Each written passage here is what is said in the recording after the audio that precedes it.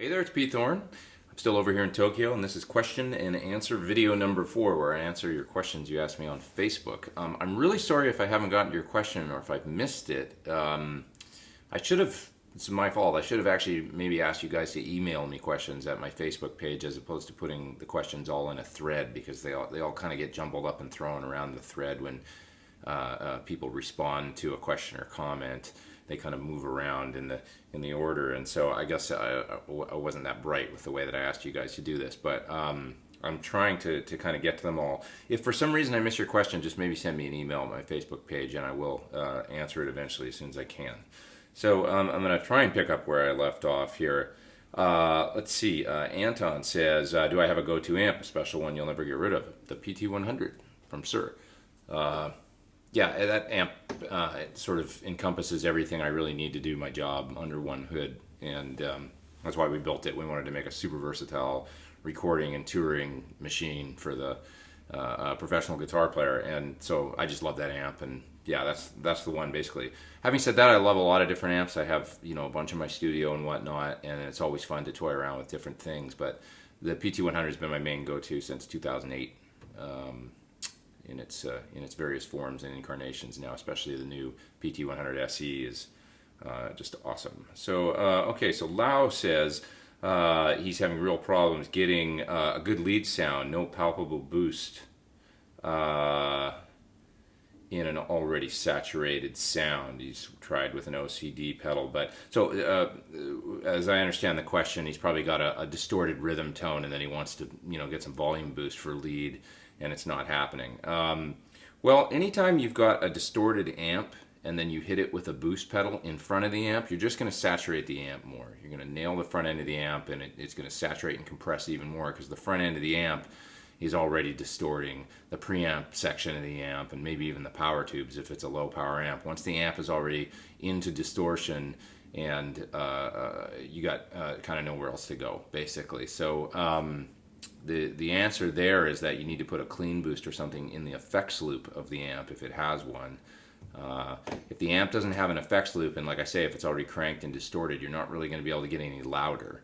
Now, if you get your distortion from pedals, so if you're running a clean amp and you get your overdrive or distortion from a distortion or overdrive pedal, you can always put a clean boost after the drive pedal, and that's going to hit the front end of the clean amp, and because the amp is still clean, you're going to have some room there to be able to get a bit of a volume bump, or a large volume bump, depending on how hard you hit it. Lewis Sellers says he'd like to know about my process when I'm composing songs to use when reviewing gear. Do I have a preconceived idea, or does the gear steer me in a certain direction? I let the gear steer me, totally. I just plug it in and listen to what it does and get used to all the controls and the functions, and then I try and get inspired by the gear and write something that really features it. So for example, if I'm using a delay pedal, I'll try and compose a piece that really shows off the tone of the delay, the sound of the delay repeats, and that sort of thing. Really try and feature the delay, or whatever the gear is that I'm using.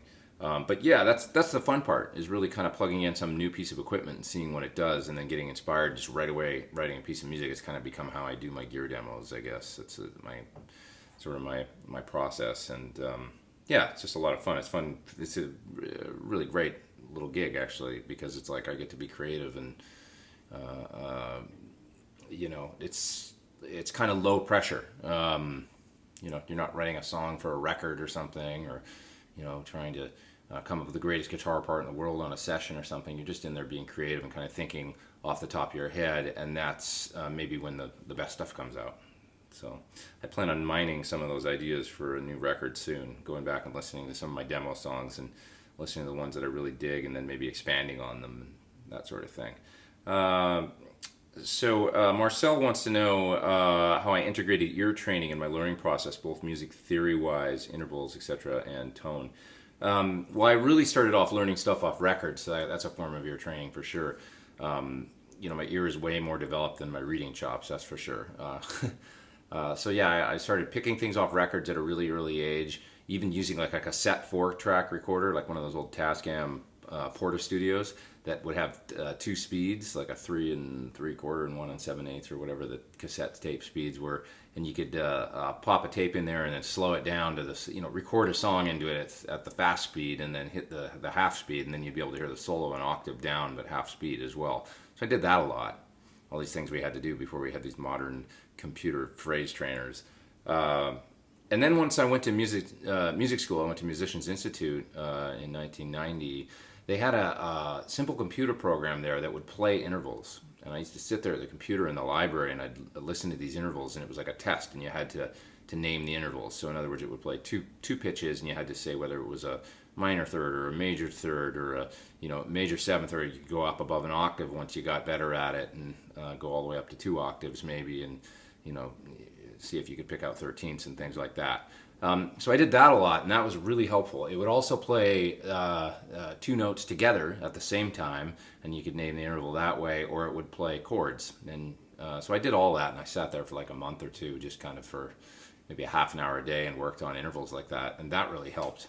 I'm sure there's got to be something like that out there, some sort of app or something, or like a website or something where you could go and probably do some interval training. But yeah, that's really nice, because then you can hear kind of the sound of intervals, which allows you to identify chords better when you're trying to learn songs. And yeah, I don't know, when you're coming up with a solo or a melody or something and you're wanting to jump from one note to the other, good knowledge of intervals and good kind of internalization of what they sound like before you play them is really cool, I think. Jennifer Shepard is wondering about my Clearsonic amp pack, which is the panels that I use in my studio to surround a speaker cabinet.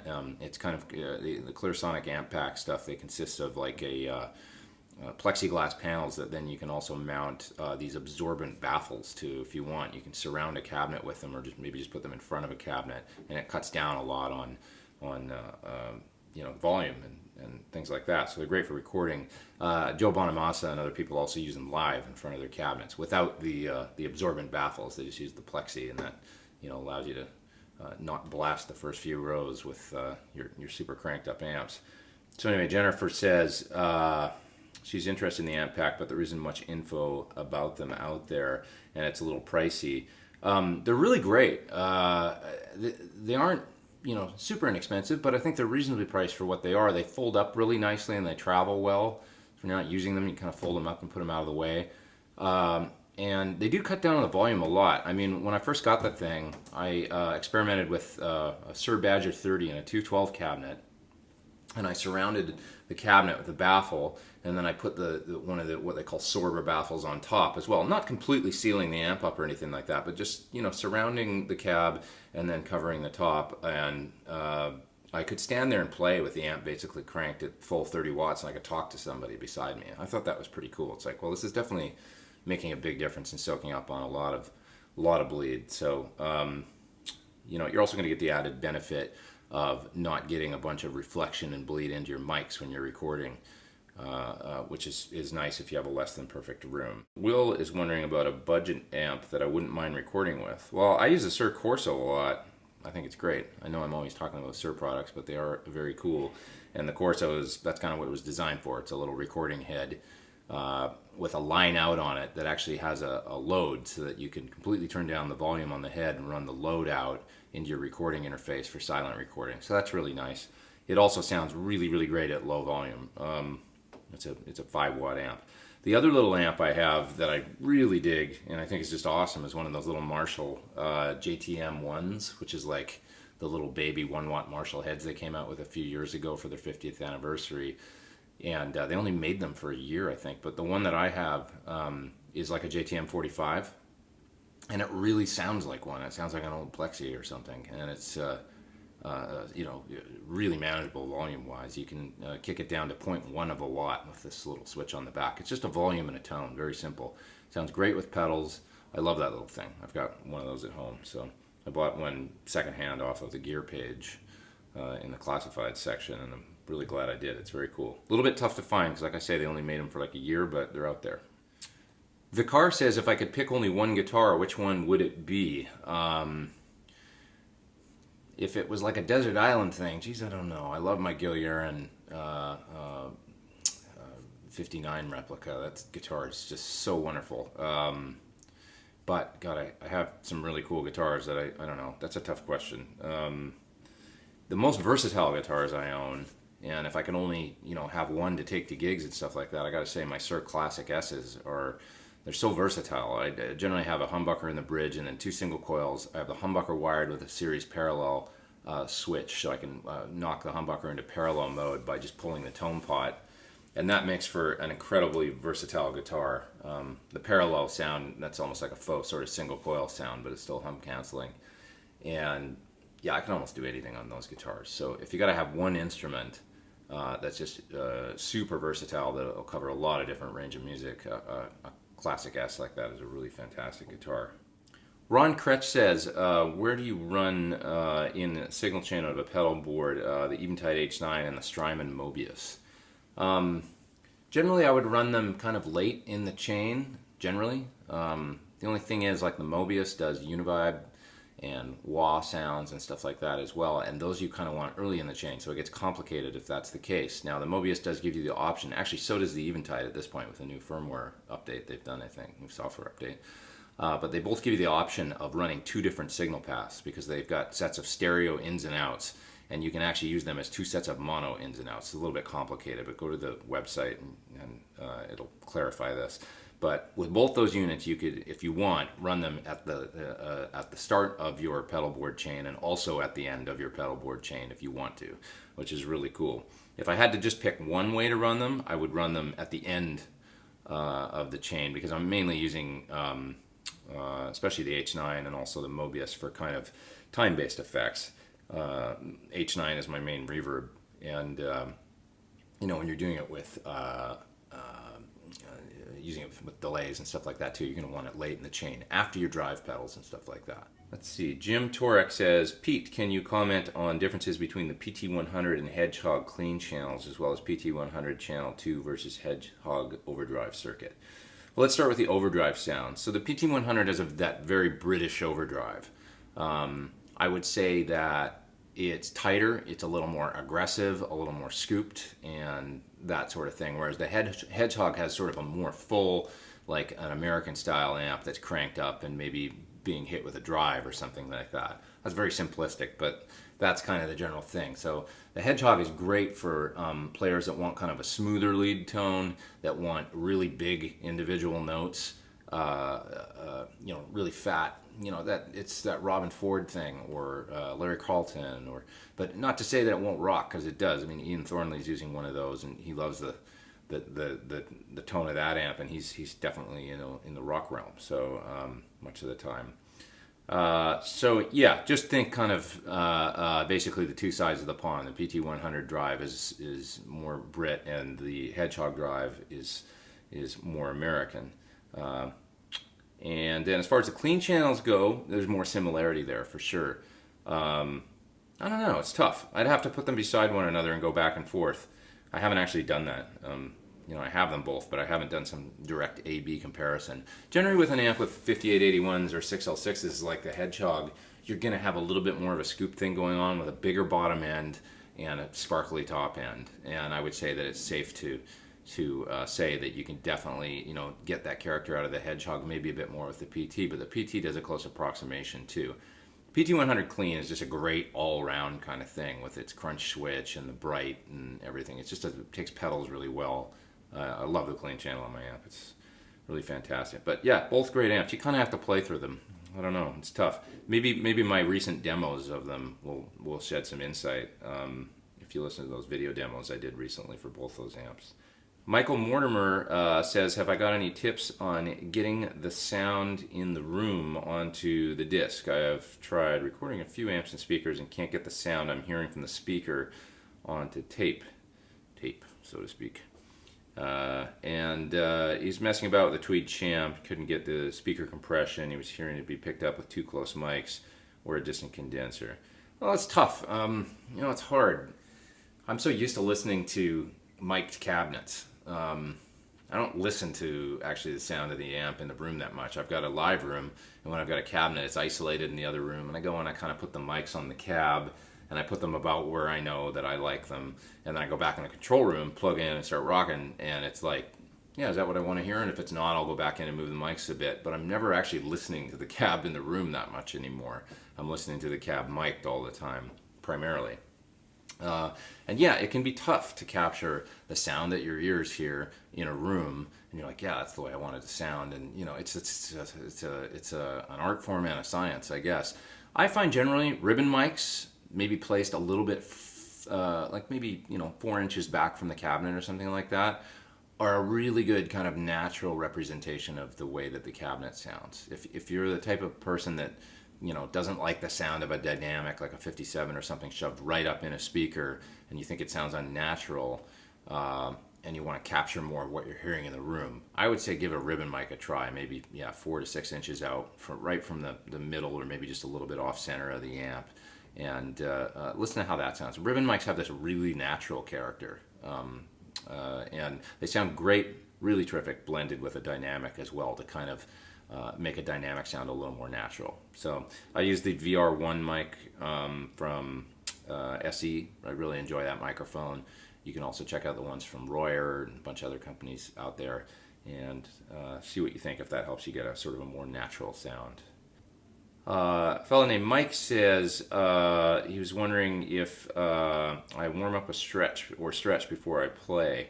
Occasionally, my friend John Button's got some really good things that he does where he puts his hand kind of flat against a wall and he stands there. I can feel it right now, or even just doing what I'm doing right now, where you kind of very gently sort of pull back on your wrist and do this, and it kind of helps to stretch out the muscles, ligaments, and tendons and stuff. And then you can kind of go the other way and just do this. But you have to be really careful. I don't want to offer any like medical advice, really, because I don't really actually know what I'm talking about. But I'll do those things sometimes because they really seem to help.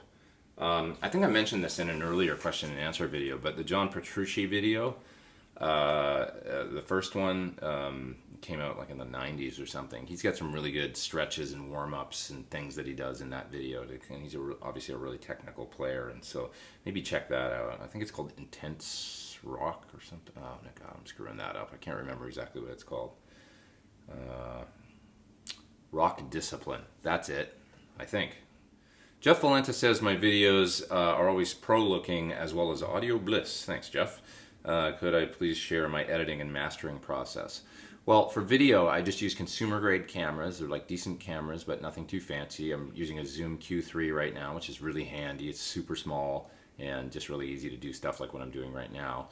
And I've also got a Canon that I've made a ton of videos on. Canon cost me $300, I think. I use my iPhone sometimes. There's cameras these days, like everything records HD video, so you can don't really have to spend a lot of money, I don't think, to get some decent video. As far as audio goes, I use Logic and I use UA interfaces. For many years I also used Apogee interfaces, which I also think are terrific. Basically I'm recording into Logic the audio that you're hearing. Like when I'm playing guitar, I've either got an amp mic, or maybe I'm using an amp with a load box or something like that, and recording into the program. When you're hearing me talk, most of the time, not right now, but most of the time I've got a nice mic set up in the room, and I'm recording an audio track of that as well. And then I just go through and I edit that later on, as you would in Logic. Just, it's like a voiceover sort of situation with the microphone, and then I'll mute that when I'm playing the guitar, so that you just hear the guitar playing and the mic'd cabinet, if that makes sense. I make little mixes of those, and then I bounce them out, and I bring them into Final Cut Pro, which I use for video editing, and I edit all the audio in with the video, and I kind of sync the audio up to the video using Final Cut Pro, which is really easy, actually. I used to use iMovie for all my video editing. iMovie is a free program that comes with Macs, and I made hundreds of videos using that, and it works really well. But yeah, I moved to Final Cut Pro a while ago, and it's not a difficult program to learn how to use, really. You just have to put a little bit of time into it, and it's terrific. So yeah, long and the short of it, it's Logic for audio and Final Cut Pro for video. Okay, that's it for this video, and I think I've answered almost every question that's in the thread that I initially started asking for questions. And what I'm going to do in the next video is move on to your emails that you've sent me at my Facebook page. So look out for that. That'll be coming real soon. And I'm really going to try and get to all these questions. It's going to take some time because there's a lot of them. But that's okay. I'll keep at it, keep making these videos. All right, please hit subscribe and come back and see me real soon. Take it easy. I'm Pete Thorn.